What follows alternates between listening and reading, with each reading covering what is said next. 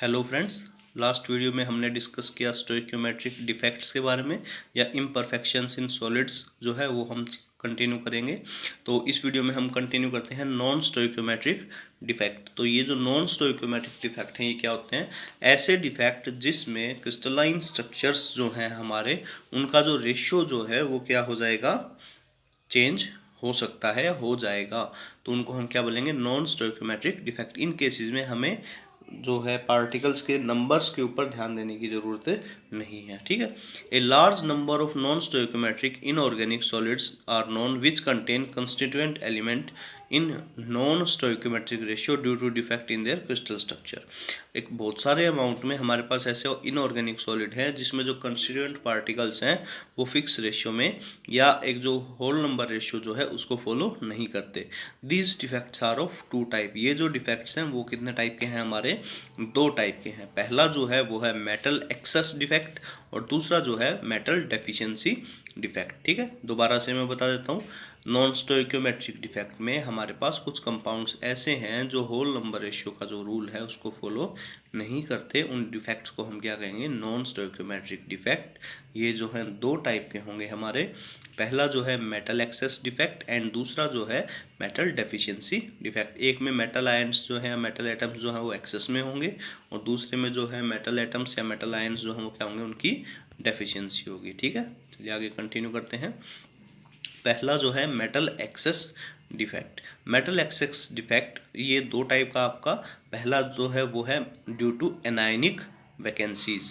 दोबारा से मैं बता रहा हूँ, पहला कैसा किसकी वजह से है? Due to anionic vacancies. अब एक बात समझ के देखिए, एनायंस की वैकेंसी होगी तो कैटायंस का जो नंबर है वो अपने आप ही क्या हो जाएगा? ज्यादा हो जाएगा। ठीक है, देखिए alkali halide like NaCl and KCl। यहाँ पे आपका एक इंपॉर्टेंट क्वेश्चन जो है वो छिपा हुआ है एफ सेंटर के बारे में, जो कि आगे आएगा। ये जो पार्ट आप ज़्यादा ध्यान दे के पढ़ें। Alkali halides like NaCl and KCl shows this type of defect when crystals of NaCl are heated in atmosphere of sodium vapor। जब नमक के जो क्रिस्टल्स हैं उनको गर्म किया जाएगा सोडियम वेपर्स के साथ, तो सोडियम वेपर जो है बाहर से उसके कुछ पार्टिकल्स जो हैं वो सोडियम के क्रिस्टल्स, सोडियम क्लोराइड के क्रिस्टल्स के ऊपर क्या हो जाएगी? डिपॉजिट हो जाएंगे। तो सोडियम क्लोराइड का जो क्रिस्टल था हमारा, उसके क्लोरीन आयंस जो हैं वो क्या हो जाएंगे? डिफ्यूज हो जाएंगे उन सोडियम के साथ जो कि सरफेस के ऊपर आके डिपॉजिट हुए हैं। और जो है सोडियम एटम जो है उसके साथ क्या जुड़ के क्या बना लेंगे? NaCl। और जो सोडियम एटम जो था पहले वो क्या करेगा? अब एक इलेक्ट्रॉन को लूज कर देगा, छोड़ देगा। और वो जो एक इलेक्ट्रॉन है वो उस पोजिशन को जाके ऑक्यूपाई करेगा जहाँ से हमारा जो क्लोरीन आयन जो है वो आया था। एक बार मैं फिर से रिपीट कर रहा हूँ इस चीज़ को। हम क्या करेंगे? सोडियम क्लोराइड के क्रिस्टल्स लेंगे, उनको गर्म करेंगे किसकी प्रेजेंस में? सोडियम मेटल की प्रेजेंस में। तो क्या होगा? सोडियम मेटल के जो पार्टिकल हैं वो क्या होंगे? कुछ अमाउंट में आके सोडियम के क्रिस्टल्स के ऊपर डिपॉजिट हो जाएंगे। उसके बाद क्या होगा? जो सोडियम क्लोराइड का क्रिस्टल है उसके अंदर से कुछ क्लोरीन आयन आ करके बाहर सरफेस के ऊपर जो सोडियम एटम जुड़े उनके साथ सोडियम क्लोराइड बना लेंगे। अब क्लोरीन जब उनके साथ जुड़ेगा तो वो सोडियम क्या करेगा? Na पॉजिटिव बनाने के लिए एक इलेक्ट्रॉन को क्या कर देगा? लूज कर देगा। जिसकी और वो जो एक इलेक्ट्रॉन है वो ऑक्यूपाई कर लेगा उन एनायनिक साइट्स को जहां से वो क्लोरीन एटम्स आए थे, जिसकी वजह से जो क्रिस्टल है उसके पास सब क्या हो गया? सोडियम एटम जो है वो क्या हो गए? एक्सेस हो गए, क्योंकि वो बाहर से एक एटम आया है। और इलेक्ट्रिकली जो है वो भी क्या रहेगा? न्यूट्रल रहेगा।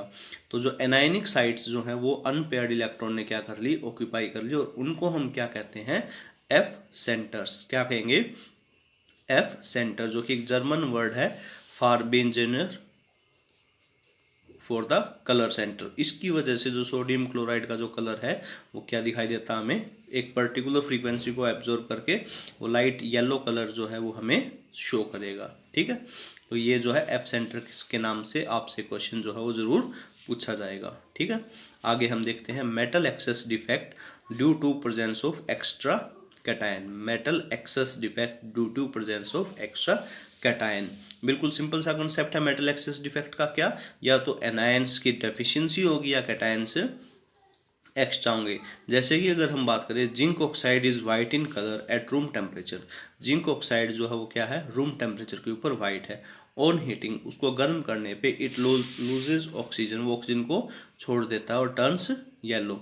Now there is excess of zinc, तो अब क्या होगा वहाँ पे जिंक जो है क्या होगी, एक्सेस में होगी in the crystal and it's formula becomes Zn1+XO। ठीक है, चलिए आगे कंटिन्यू करते हैं। बिल्कुल आसान सा कंसेप्ट था आपका ये। मेटल एक्सेस डिफेक्ट में क्या होगा कि कैटायंस जो है वो ज़्यादा होंगे, एनायंस जो है क्या होंगे, कम होंगे।